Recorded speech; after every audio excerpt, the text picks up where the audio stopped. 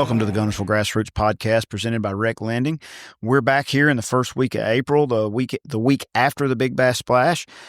Trey is on the phone, and a special guest is on the phone with us that has, purely by coincidence, been on a couple of podcasts that were right before or after the Big Bass Splash in the past. So I thought, well, why not? So here we're going to have Mr. Mikeybalzz on here with us.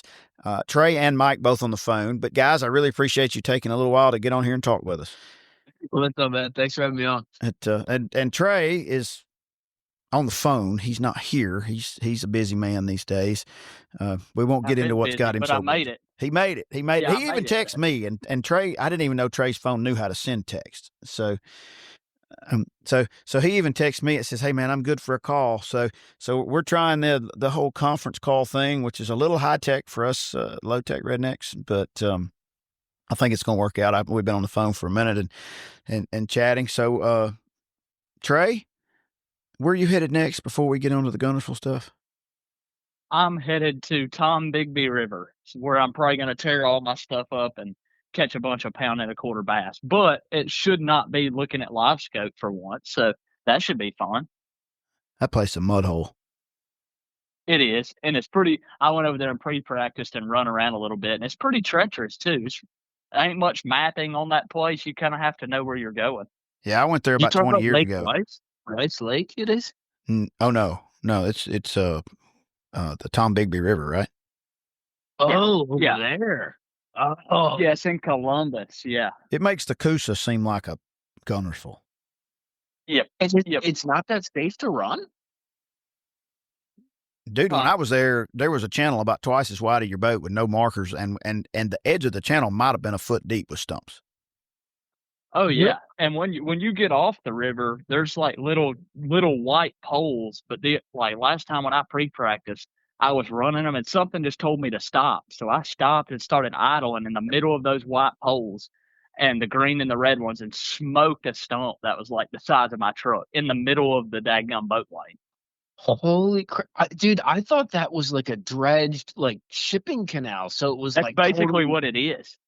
So you've got the 10 Tom waterway that runs down through there that is a shipping waterway but there's the original Tom Bigby River that runs off of that somehow. I went there once looking for some little classic trail that we were looking at, and we went over there just to check it out, and I did not go to the classic because I'm like, there's nothing about this that will be fun. And they're having an open there. So be a lot of lower units. 225 boats. Yeah. All right. Whose idea that was, I don't know. I'll probably get in trouble for saying that, but it's okay. Well, just follow the money. You know the game, dude. Hey, Trey, none of our 8 listeners work for Bass, so it'll be okay. They'll find me. I promise. I'm like a spotlight to them or something. Well, hey, if they're going to DQ you, at least they can do it before you go over there. That's true. Just don't let me waste my gas money this time, you know? If there's a way to get disqualified, Mr. Trey's going to find it. So, yeah, or at least let me kick their ass 2 days and then send me home. Just let me go home. Just, hang out at home. Hey, you might get to throw your chatterbait and pitch your bug around over there, though. That's what I'm excited about. I grew up swimming a jig on Dealey Henry, and I feel like I haven't swum a jig in the river grass in like 4 years, and I'm so excited. I might just do it the whole time just because. You think you can turn your forward-facing sonar over there and watch it come through the grass? Some of them kids probably will, but mine probably won't even be on the boat. I ain't even gonna take it. I'm going fishing shallow. I'm gonna have a buzz bait, a swim jig, and a flipping rod. Hey, keep your buzz bait rod in the boat this time. Yeah, I'll try that. I have lost a few of them over the years. Didn't you lose one on video last year and you didn't know where it went till you watched the video? Yeah, I blamed my co-angler for it. I was like, dude, you took it. Like, where's my buzzbait rod? And he's like, dude, I have no idea what you're talking about. I'm like, dude, I just boat flipped a 3-pounder and laid it on my deck and it's gone. And he's like, dude, I swear, I was digging through his rods, and he's like, dude, I swear it wasn't me. Well, I watched the video that night and I just threw it right in the water. Like, I just boat flipped it, just threw my rod in the water. And nobody noticed. Must be nice living like that, dude. I'm done with this one. Let me just get a new one, right? yeah. That's what I told him. I was like, I guess I'll spool up a new one then. Well, you need to track down Keith Poche when he's done with the Redcrest here and just borrow his boat to go over there. That thing's made for That's stuff. what I need. Yeah. So we had the Big Bass Splash last weekend. I fished 3 days in a row, which was pretty much nice. It rained on Sunday, but there wasn't many people out on Sunday. And dude, they whacked them. I mean, like, it's a totally different deal. So it's not like a 5-fish thing, but it pays 15 places an hour from basically 8 a.m. to 2 p.m. every one of those hours. And it, with the exception of a couple on Friday, it took a fish over 5 pounds and in some instances over 5.5 to get the last place check. Now there's 1,350 or some odd people there. So, I mean, you only got to catch one fish. But the real cool deal with that is the guy that won, who I have not talked to, was caught 2 fish the entire day he was fishing on Sunday, was fishing out of the back of some friend's old aluminum boat with a 70 on it. Didn't own a boat. And that second fish he caught on a little underspin weighed 859, and he won him a Phoenix 919. That is That's bad. so cool. That's cool. That's really what that thing was set up for, So, I mean, it worked out pretty good. 859 was the big one. I thought it might top 9, but fish kind of changed a lot last week, and I think we just lost some, but we've not had a lot of great big ones, even in the big tournaments. 8 somethings have been your big fish. Yeah, That's but the what blows my mind. consistency's been ridiculous, though, dude. Oh yeah, think, That's what's crazy. I'll be honest, I'm all about bigs and stuff, but I'll take like 4,000, like 5.5 to 6.5 pounders over like 10 pounders that are swimming around. It makes for a lot more fun for everybody, dude. Well, you're a Florida transplant, so you're used to those 10 to 12s. We don't get those here very often. So I've never caught a double-digit fish. Yeah, well, go down to Florida, go down to Texas, dude. I went to Texas Well, I'll once. ask you, dude. Well, I'd be curious to see what you think, because you're from Florida, where they obviously grow them that big. And you've been on Guntersville for the past couple of years, and like you said, like the consistency of 4 to 7 pounders is just better than pretty much anywhere in the country. But do you think there's a reason why we don't grow them that big, or do you think, why do you think we don't catch more 10 pounders at Guntersville? Well, I'll probably get hell, and this is a not scientific. I'm a hashtag not an expert, right? You remember these kinds of dialogues. So, my opinion is, the big flux of double-digit fish in Chickamauga really related to that Florida strain largemouth. And I know we've had fisheries biologists say that's not the reason, blah, blah, blah, blah, blah.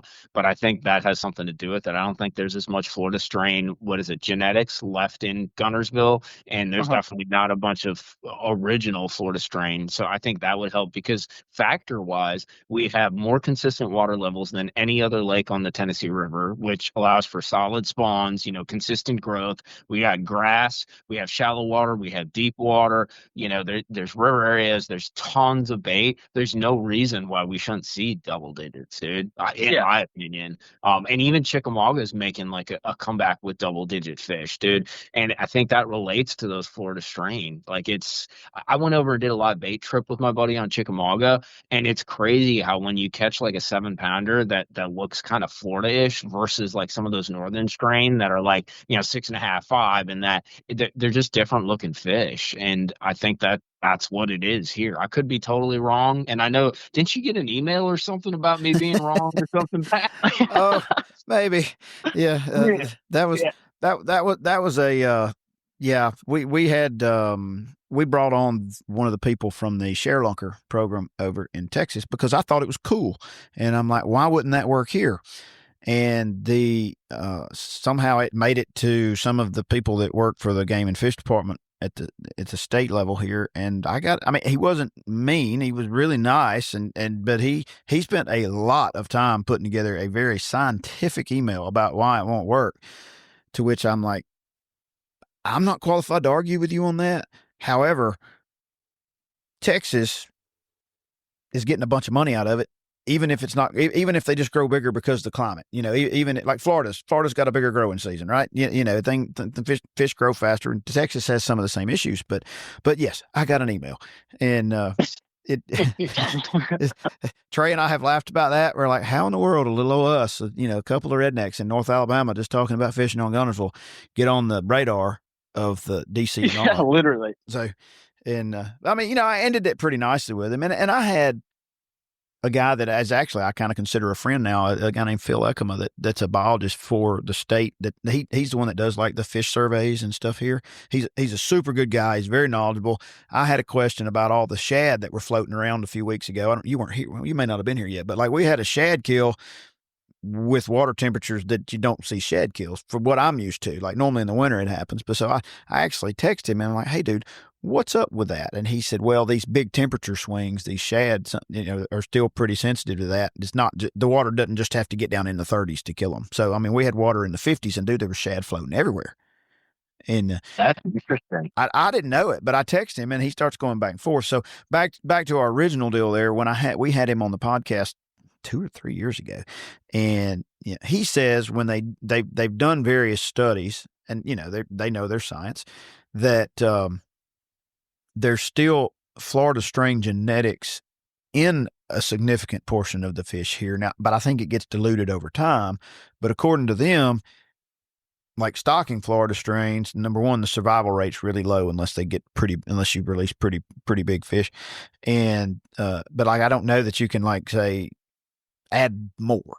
Again, that's outside. I don't know anything about that, but what we do know is there's some places that it works. So, or something's happening. So, I mean, Chickamauga, it's Tennessee River. Chickamauga pumps out. I mean, they had, a Toyota series up there? Trey, you were there. Yeah, I was there. They had like 3 10-pounders waiting the first day of the tournament. Yeah. And I know JD that works at Waterfront had a 11 something one day. Yeah, and if you're catching them, like I'll be the first to admit, like there's fish that we never see, right? Like they're out there just doing their thing, and there's less they're of them now. Uncatchable. Yeah, but like if you're catching them during a tournament, like there's another like 20 to go along with that. There's a lot of them, dude. Like if you're seeing them show up in a 150, 200 boat tournament, so like there's a lot of them out there. And dude, the things we saw when we live bait fished over there on Chickamauga, we saw monsters, bro.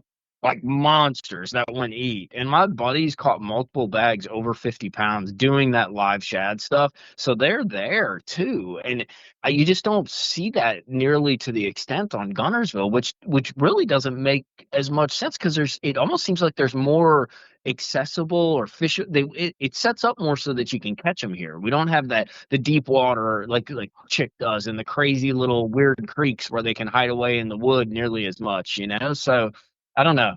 It's kind of a weird situation. Have you guys ever seen a bunch of double digits in Guntersville, like in the past? Dude, I only know of like 4 or 5 that I can remember being caught, Well, I mean, when the Alabama rig first came out, however many years ago that was, there were quite a few caught. It's an age structure thing here, according to that biologist Phil that I had talked to before. He actually said it a few years ago. He actually called it because if you remember back, at that time, we had a ton of 1.5 to 2.5, 3 pound fish, like everywhere, right? Like schoolers. I mean, they were one in the lake to the other. Well, those fish are what we're catching now. These 3.5 to 5.5 pounders, and he actually said, hey, the age you have we'll get gaps. You'll have a couple years of bad spawn in a row or something like that. If that happens, so you get a gap in the age class. And so you get that. Now we have a lot of pressure here. We have a lot of tournaments here. So, and in turn, sometimes fish die.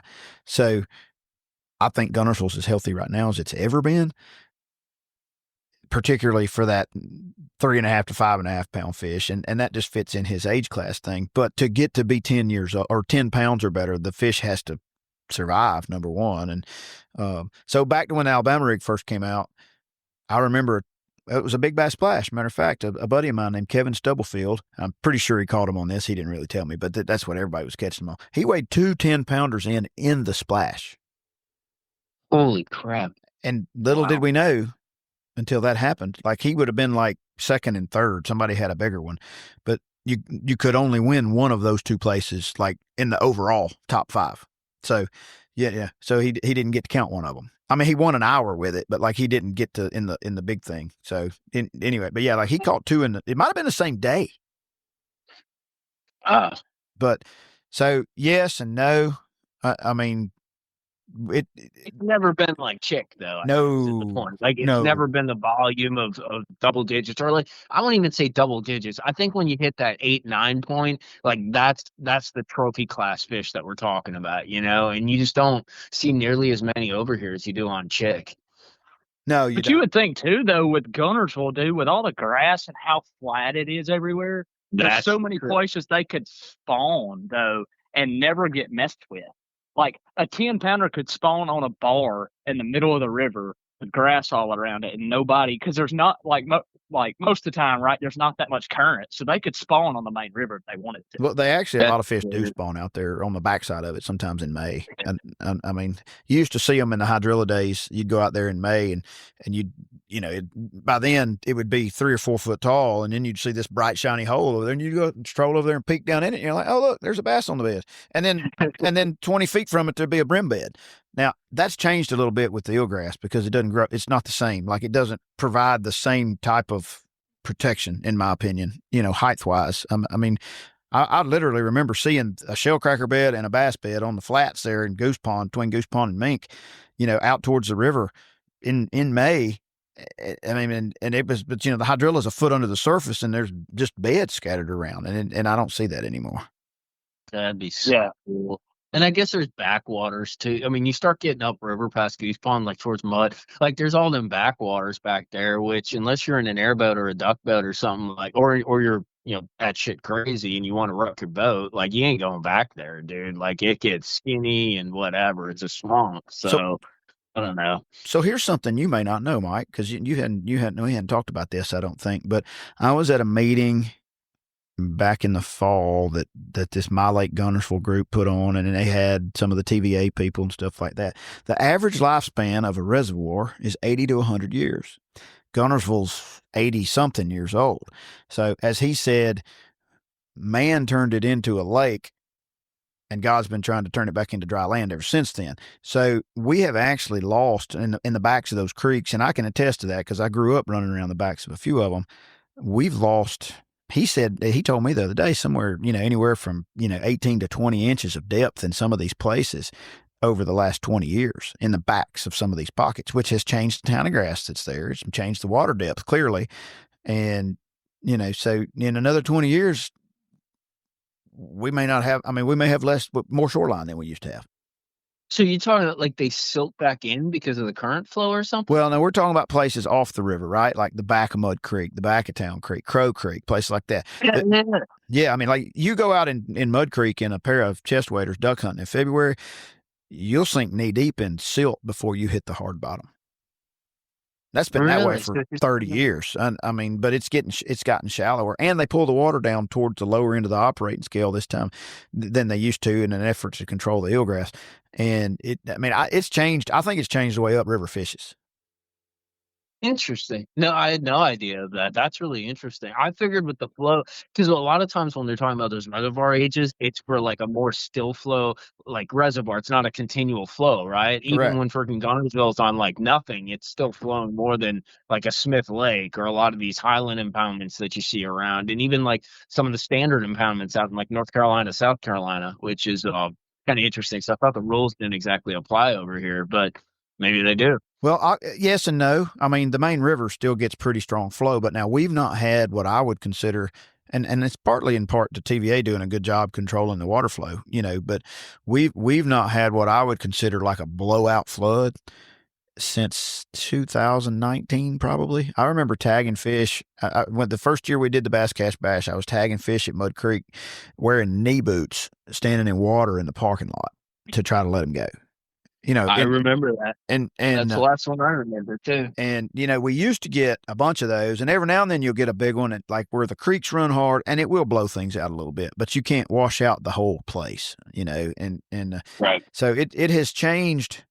It's changed things, like behind the blown out bridge there at North Saudi, that whole flat, as soon as you go through there on the right, years ago, used to be milfoil. In the fall, it used to be some of the best frog fishing on the lake.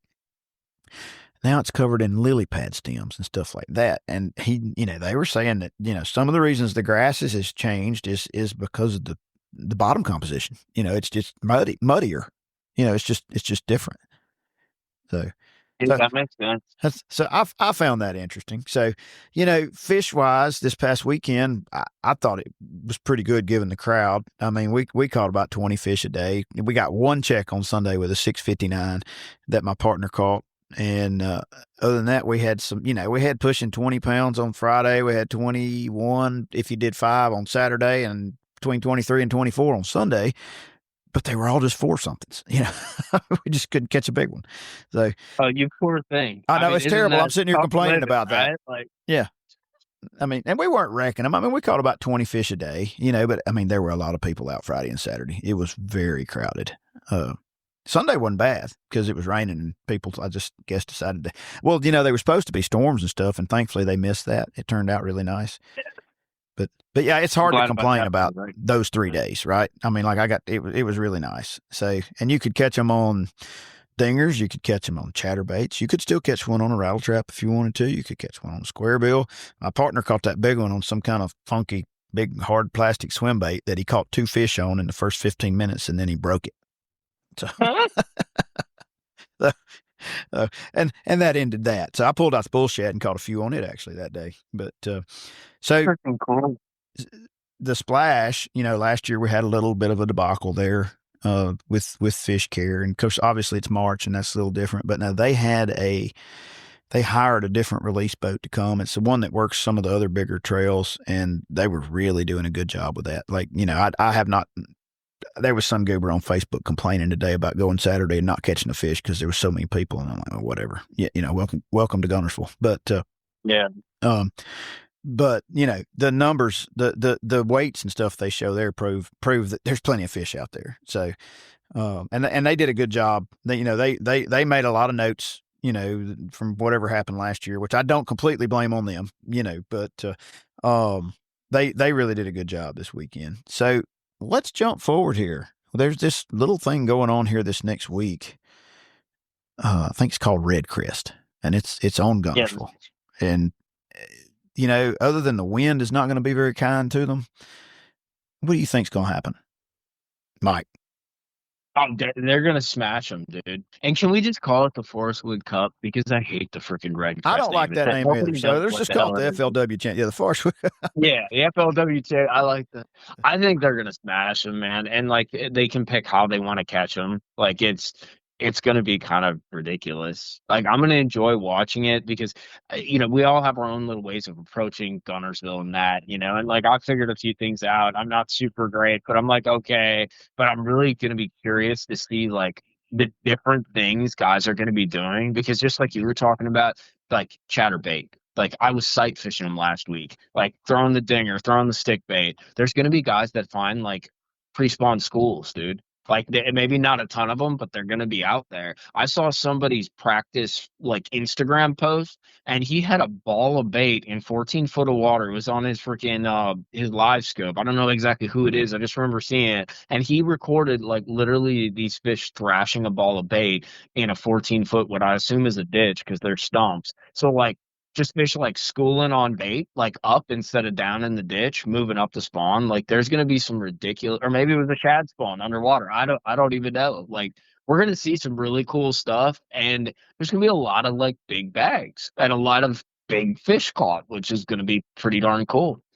I tell you what I noticed out there, and it'll be interesting to see how that, if it goes away or how it impacts some of these forward facing guys, is like the pollen is so bad. Even in the water too. Oh, dude, like 10 feet deep in the water. I mean, it made it. I did a little minute shaking one day just because I saw something that interested me, and it was challenging to see it. And and it wasn't about 12 foot deep, but it was challenging to see it, because of the pollen. There's tricks around that. I mean, like if you turn your contrast down and you turn your noise reduction up, but the problem is then it freaking it doesn't solve the problem, but then you also see less, like those sneaky fish that you pull out of the grass or pull, like they're skimming around the bottom and stuff like that. Yeah. It's a lot harder to see some of that stuff, but there's ways to kind of tweak things to see a little bit better, not much, but a little bit better. Well, and there is the whole floating grass issue that I've not found a tweak for. Then that stuff got real special with all those boats out there.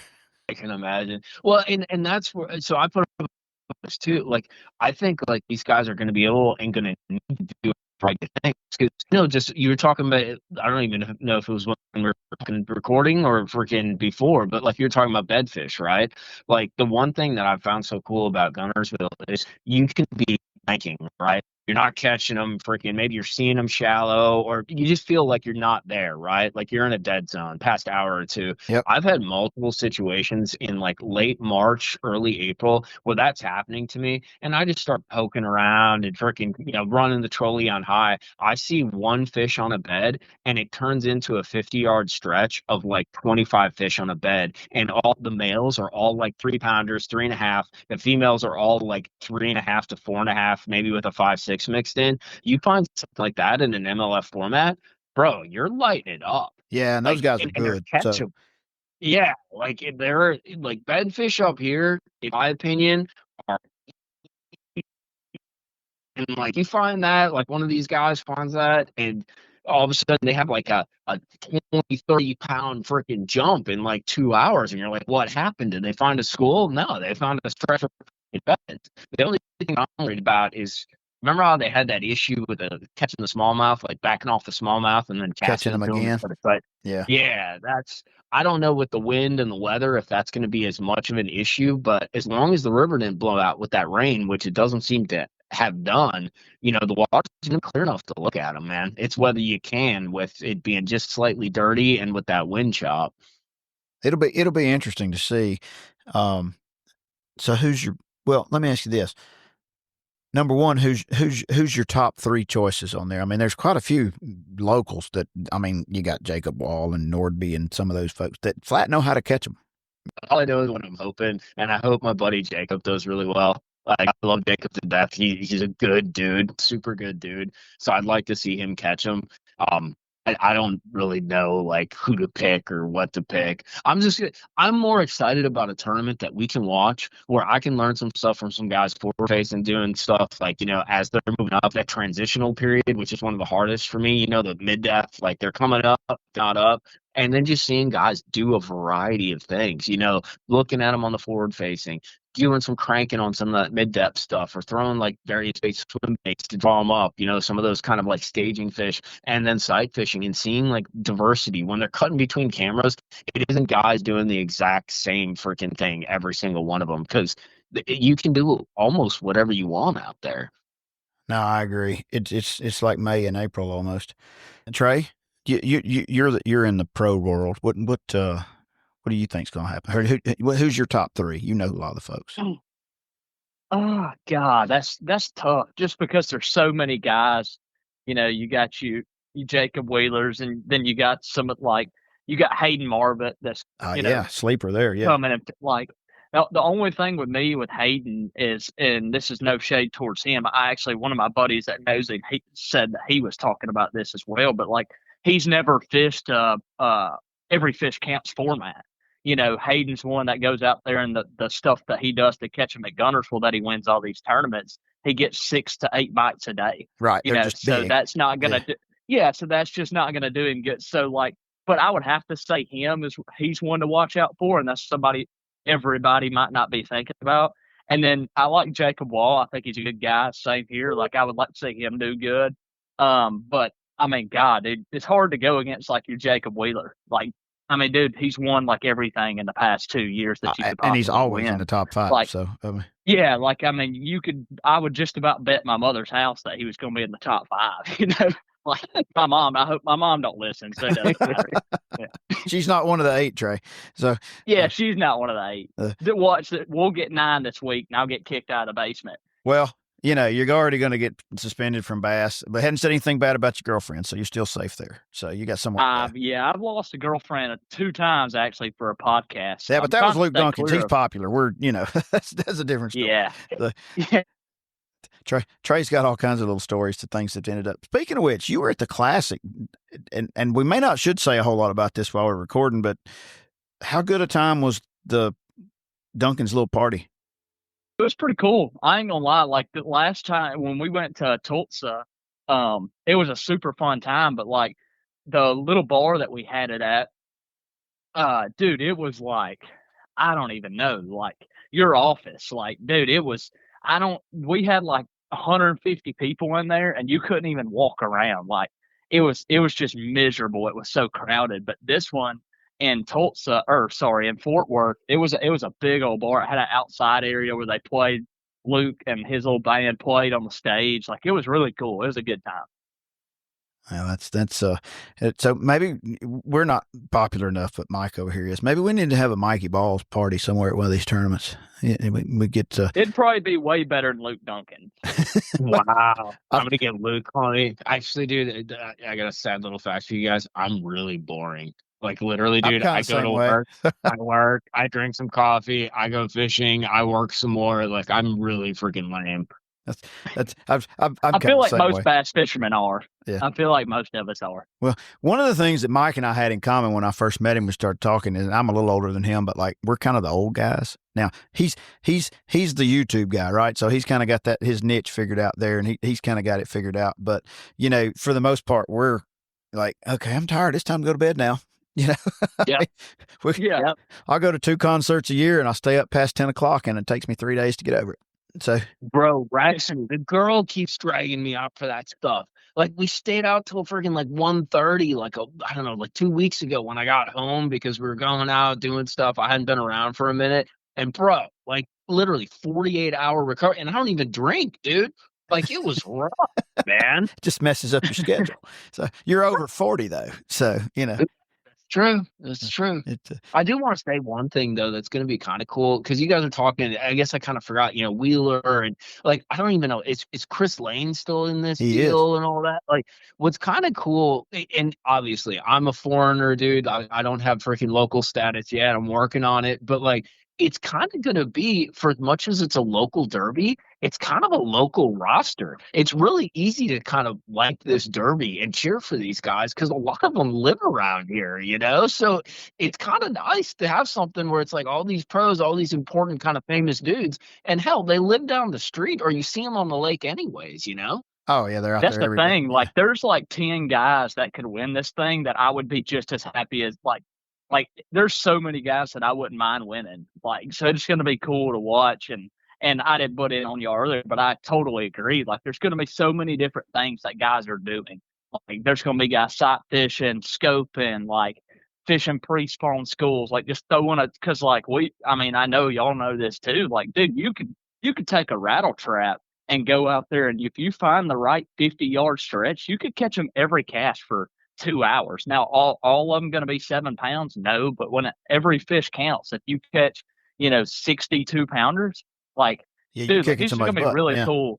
Yeah, it's going to be really cool to see what some of these guys figure out. And because, you got your old school guys that like to fish shallow, like they're going to get to do that and feel right at home at Guntersville. And then your scopers, like your Drew Gills of the world and Jacob Wheelers, and which, they can do it all. But you know what I'm saying? Like if they want to go scope, they can. Like it's going to be really cool to see. Well, Drew Gills clearly one of the scope kings, but now Jacob Wheeler kicked everybody's butt before scope. So like he can do any of it. So yeah, that's another one that would be on my list is Drew Gill. I actually met him for the first time at the Classic, and he was a super cool guy. Super cool. So do you think a forward facer wins it, or do you think it's going to be more just mixed bag, that a little bit all of it that wins it? I think it'll be all of it. Like I honestly don't think you're going to solely. I might be wrong, but I don't think you can solely win it shallow. But I don't think you can solely win it scoping. Like I think you're going to have to mix it up. I think that's what's going to be cool about it. Like you're not going to see a guy one period catch 100-pound scoping and then be able to just sit back and screw off the rest of the day. Does the Forest Wood Cup have the same limitations that their tournament does now? I don't think so. I think it's on the old school rules. So scope all time. Yeah. Yeah, that's actually like the video that I put up, and people kind of called me out on clickbait and that, but like I honestly think it's going to be like the Civil War of bass fishing because literally, since you can choose what you want to do for the entire time, these guys are going to go with their strengths. They want to make money. So, your Drew Gills, they're going to find that scope and bite, and that's what they're going to work for the most part, and then you're going to have your guys that are a little more old school that are going to go shallow. And then the other thing, and I don't know enough about how they raise the water water, but I'm sure you guys noticed the date, right? It's April 2nd. Well, what happens starting April 1st? That we had the rain and that water starts creeping up. And dude, these fish are trained. If there's one thing that I noticed, they go to bed when that freaking water starts rising. And if TVA freaking raises the water ever so gently, like all the way through Sunday, it's gonna push a bunch of fish up. So like they're already coming and they keep raising that water. It's gonna change the dynamic from say like Friday to Sunday pretty significantly. But it all depends on what they what they run through the dam. And if they have to make an adjustment for all this rain they're getting up north, are they going to push some extra water through that's still clean and all of a sudden it raises the water up shallow? Like that's kind of a wild card, Yeah. I think it's also going to be really cool if they do raise the water. That could shape out to be like pre-spawn and post-spawn and spawners. Like I think you could see like a freaking crazy buzzbait bite, even some frog fish, some swim jig fish. Like, dude, it's just going to be a blast to watch. Like I haven't been this excited about watching a tournament. I don't know if I ever have, like just because of that reason. I'm excited to see if they grumble about the grass, the floating stuff. Because if they do raise the water, buddy, that stuff gets real serious. It comes off the bank. But I would agree. And Mike, for what it's worth, in theory, April 15th is the day that Guntersville and Wheeler, and I would assume the other ones, but that's the only two I know, are typically within normal operating range of full summer pool. So yeah, I get that, but they started. They already kind of did start. Oh, they have started. Yeah. What I've found is that raise is what is like the trigger. Absolutely. Like that's when freaking. I'm not saying the monster wave because there'll be a monster wave of like those 2 to 3 pounders, like all those ones that everybody sees and catches shallow. But like those early waves, dude, like you get them for like 3-4 days and you got to stretch all to yourself. Like that's right now. So we'll see what happens. I don't know. I don't know. Like Trey said, it's going to be fun to watch. I'm really excited to watch it too. Obviously, I'm biased because now, like, I'm local. I want to see what these guys are doing. But there won't be a more fun tournament to watch, in my opinion. I could be totally wrong, but I think this one's going to set the tone for the year. Oh, I agree. And the good news is, at least with this one, I mean, there's only 50 boats, right? So, or 50 or 60, and they're actually letting the fish go where they catch them. So, yeah. That's huge, dude. I talked about that in the video too. I mean, I know people got their own opinions on sight fish, but like nothing can be worse than boxing them up and taking them to the freaking weigh-in. I know catching them off the bed isn't always the greatest thing, but I'd far rather catch them off the bed and put them on a scale and drop them back in the water 10 foot from the bed, Since I run the Bass Cash Bash deal here, where we tag fish, I'm really hoping that they catch one on live, because it's happened. Hank Cherry caught one in the Classic that he won when he was fishing the back of Browns Creek Causeway. He caught one and threw it in the box and says, "Hey, I may want a boat or something," So, which the boat's already been caught here. I don't know if you saw any of that, but guy caught the boat tag in the ABT tournament. He and I somehow forgot to talk about this in my last podcast, but he was signed up. He'd been signed up. He caught a tag that morning about 8:30, and he was catching a lot of fish. So he just cut it off, put it in his pocket, and kept fishing. He had the fish in the live well for a little while. You don't have to take pictures or anything. I mean, you don't have to.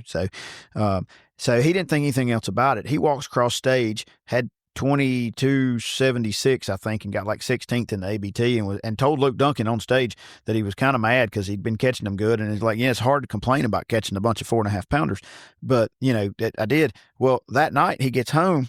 He was from Muscle Shoals area. He gets home and it's like, I need to look at that tag and see what I need to do to get my $1,500, because he was registered and he figured it was a cash tag. So he pulls it over and looks at it. It was about 8:50 that night, and it said boat on it. And he said he told me, he said, man, I sat there and I kind of was in my garage and I kind of went, holy cow, and kind of started screaming. He said, I called my partner and like, dude, you're not going to believe this. So then he calls the guy that PD that owns it, whose number is on the tag. And so I get a text at 9:30 on a Sunday night with a dude hand holding a tag that says boat. And I'm like, what? Was he registered? And I'm like, yep. So here we go. This guy had it in his pocket all day long. Had no idea. That is cool.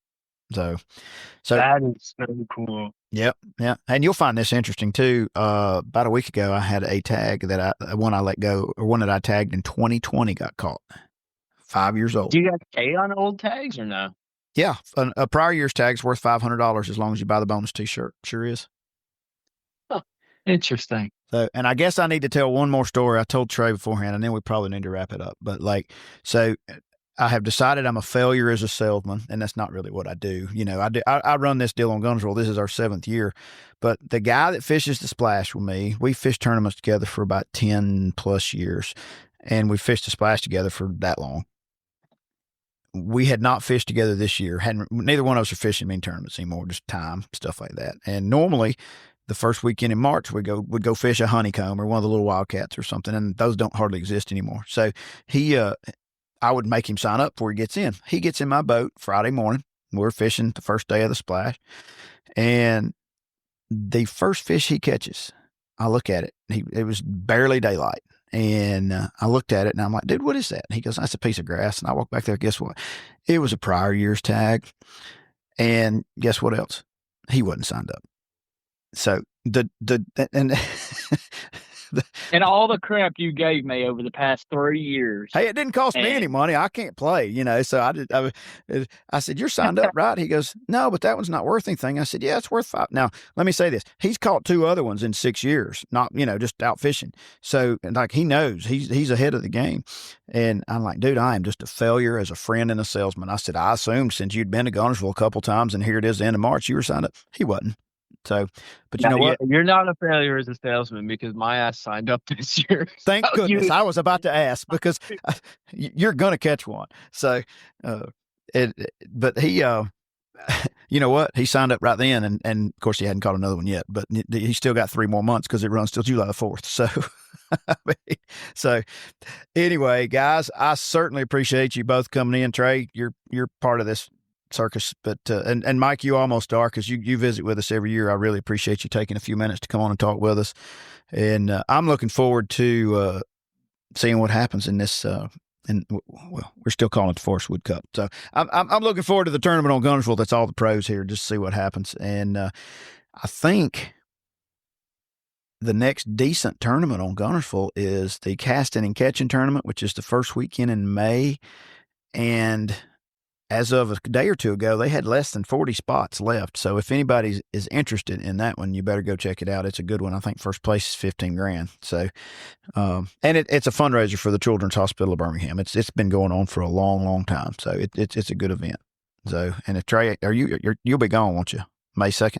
No, I'll actually be here. I've never got to fish it, but I'm fishing it this year. Well, which Brian, my boss, or at my work, North Alabama Mortgage, they sponsor the tournament, and I'm gonna fish on their entry. Okay, so you're North signed Alabama up then. Mortgage. So yeah. Yep. Okay. All right. So if you're planning on fishing it, you better jump on it because, when I saw the thing that had 40, about 5 minutes later, they had 39 for sure because I went ahead and signed up. So, it'll fill up. 200 boats is where they cap that. So anyway, where's that out of? It's out of Goose Pond. No, it's out of Goose Pond. Yeah, it's out of Goose Pond. Sure is. So, and have you been in Goose Pond since Paul and Jenna took it over, Mike? Dude, it's gorgeous. I went. They didn't have everything all set up, but I went and hung out with. That's Paul's new stomping ground. Jenna's always up there too. They're just hanging out. Oh, they're there all the time now. Yeah. Yeah. It's but you know what? If anybody can make that place really rock, it'll be them because they've got it figured out. And Paul's retired. He said his job was to shake everybody's hand that came in the door. So. That's what he told me too. I'm like, you're doing a great job, dude. I walked in, he's sitting at those little picnic covered tables and that. He just waves and, hey, Mikey. And I'm like, what's up, Paul? You're kind of sitting there. Jenna's running around. He's like, I'm retired. I'm like, all right, cool. You know what? This weekend, his butt was putting Cokes in them. He was running. I don't know if they let him run a register, but they had him stocking shelves and doing stuff because there was a zoo out there, But I said, Paul, I thought you were retired. He goes, not today. So management put him to work for a day or so. But that's funny. Anyway, well, guys, it was good to talk to you. I certainly appreciate it, and we'll be in touch soon. Well, thanks again, man. Yeah, man. Well, there you have it. If you made it this long, 45 minutes into a conversation with Trey and Mikeybalzz, maybe there was something useful come out of that. We always have a good time with him. Not sure when Trey will be back because he is traveling to that mud hole in Mississippi here soon. We'll be back here in a couple weeks, one way or the other. Till then, enjoy the floating grass and make sure you sign up for the Bass Cash Bash and the Casting and Catching Tournament because it's for a really good cause. Enjoy the floating grass. See you next time.